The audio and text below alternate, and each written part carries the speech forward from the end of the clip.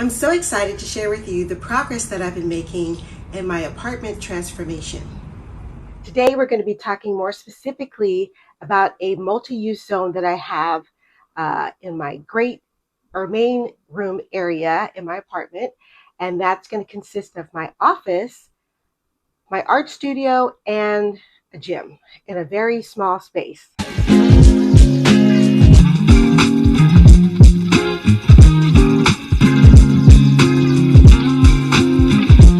I'll be showing you DIY projects for my art studio, office, and gym area. So I'll briefly be going over what I want to achieve in this space, how I want to use it, what colors, what mood I want, the decor that I want to use.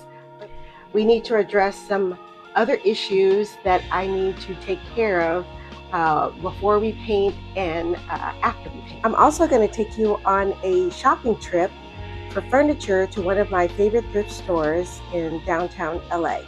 So if you've watched a few of my videos, don't forget to like, subscribe, and hit the notification button so you don't miss any more videos. So as I said before, I have 3 distinct uses.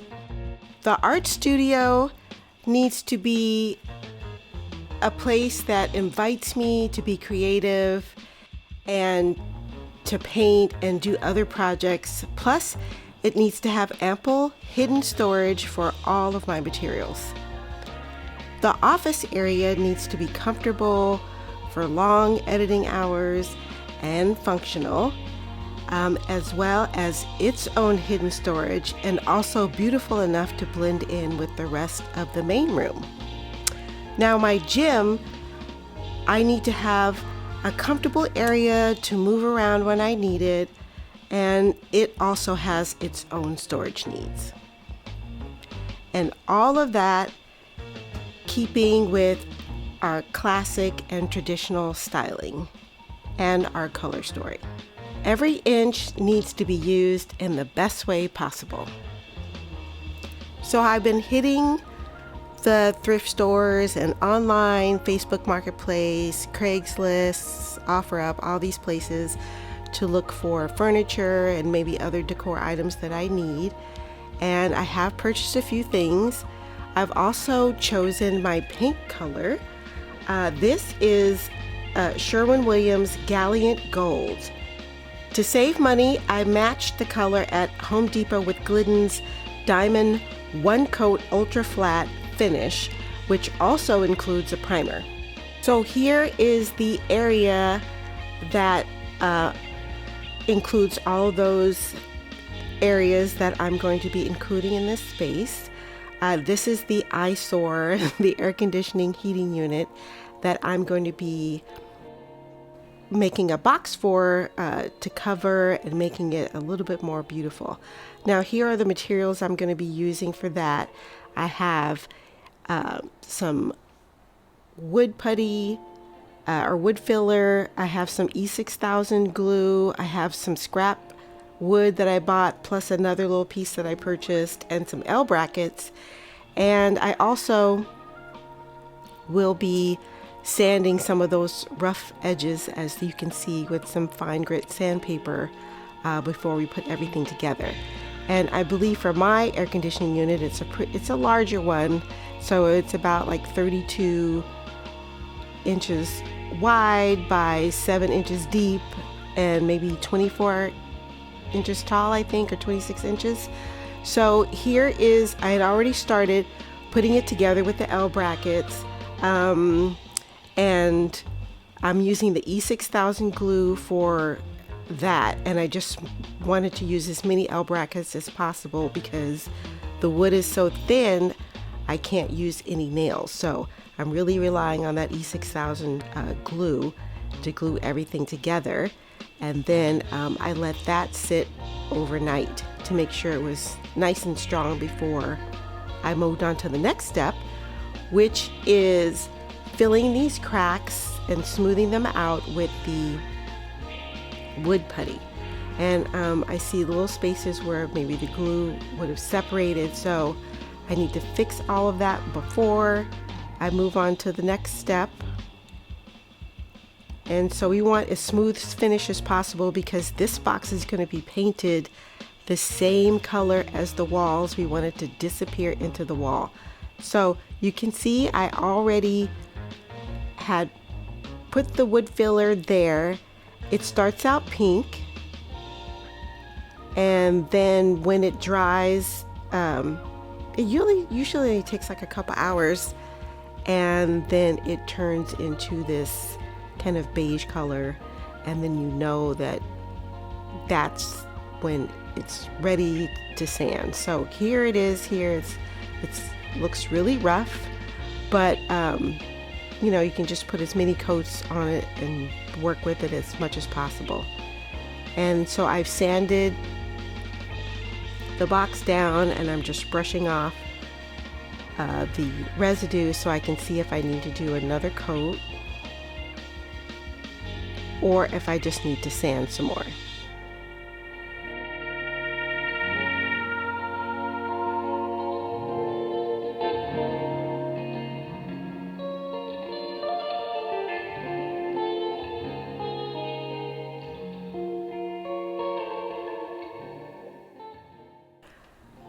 So you can see that I've finished sanding, and I think this is going to be smooth enough. So when we put the paint on top, I might sand a little bit more in this little area. It looks slightly rough, but that's actually the top of the box. And so here is a brace or bracket, whatever you want to call it, that actually had scrap. I didn't even need to purchase this. Save your scrap wood for everything. This is the top of the box, and that's going to go on the wall. And I've already pre-drilled some holes for the screws, and then this gets attached to the wall, and then that's the lip that the box cover will sit on. And it's going to sit right on top of the cord there.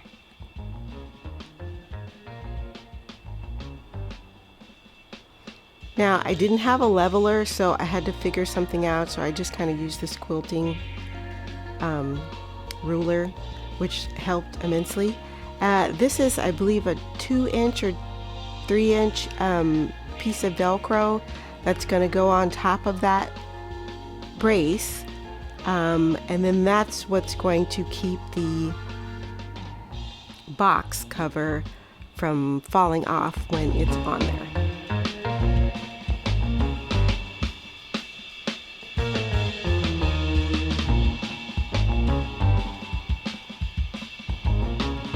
So I won't peel the top of the Velcro off yet because I'm going to wait until I finish painting for that. But here's the box. It's covering it real nicely. I'm still deciding if I'm going to actually paint the plug down there. I don't know. We'll see. But I think it's turned out well. And I couldn't really put a bottom on it because the cord was there, and I didn't want the box to be any bigger than that.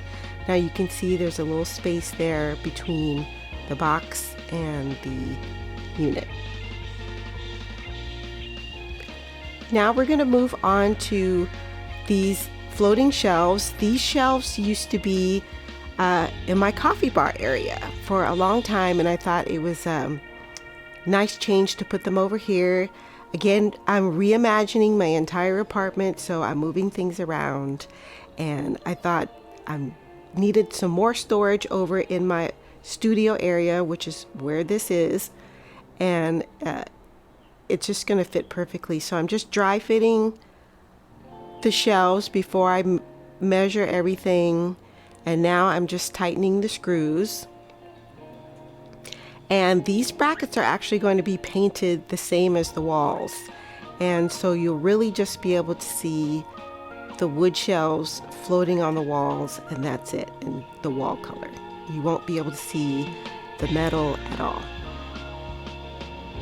I'm so happy how this turned out. I've got storage, and now I'm all prepped for painting the walls, and I'm just really excited to get to the next step.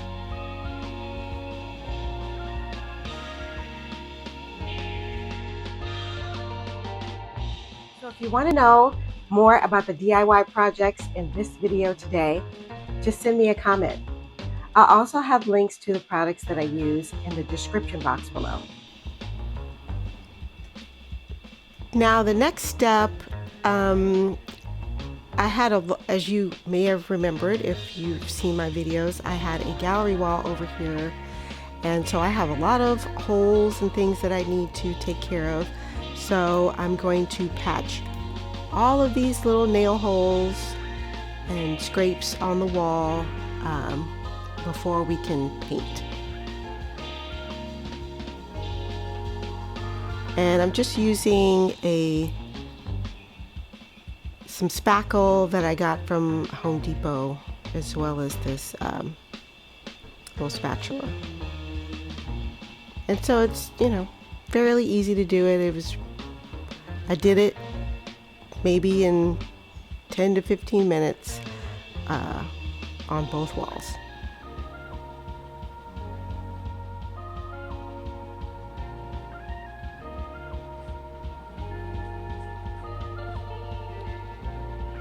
And I'm also going to be putting a wall treatment on the windows, and I'm going to figure out how I'm going to address that. Now here is a favorite thrift place of mine. It's St. Paul Vincent thrift store in downtown LA. Beautiful day when we went, and it's a pretty big space. They have so many things in here. I was really excited to come and visit again. I hadn't been in a while, so I was prepared to hopefully see something that I wanted. This is when you first walk in. You can see that it's this huge warehouse. This place has pretty much everything you could imagine. Of course, I went in there for furniture and maybe some other things. There's some nice looking couches here, although I'm not really in the market for a couch just yet. I can't decide if I'm going to be buying a couch now or next year, but we'll see. But I'm looking for a office desk, an office chair, maybe some other chairs, and frames. I'm always looking for frames, although I found that the frames that they had here were kind of on the expensive side. And matter of fact, I was kind of sticker shocked when I went this time. Like, this frame is very beautiful. They did not have a price on it. But based on the price of some of the other frames that weren't as nice, I had a feeling it was more than I wanted to pay that day. But anyway, they do have quite a selection of things.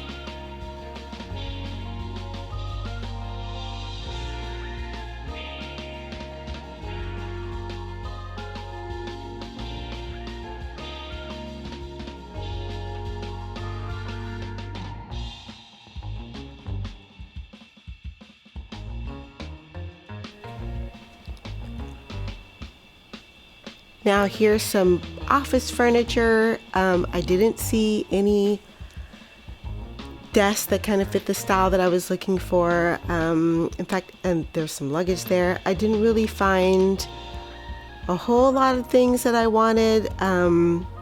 Like I said, I had sticker shock, to be honest. And I was looking for some furniture with a little bit more character. But I did end up buying a dining room set on Facebook Marketplace a few days ago, which I'm so happy. And I can't wait to show that to you when I do my dining room area. And here is a frame that you guys won't believe how much I paid for this beautiful frame on Facebook Marketplace. And I'm so excited to find the perfect piece of art to go here and find a beautiful home for it.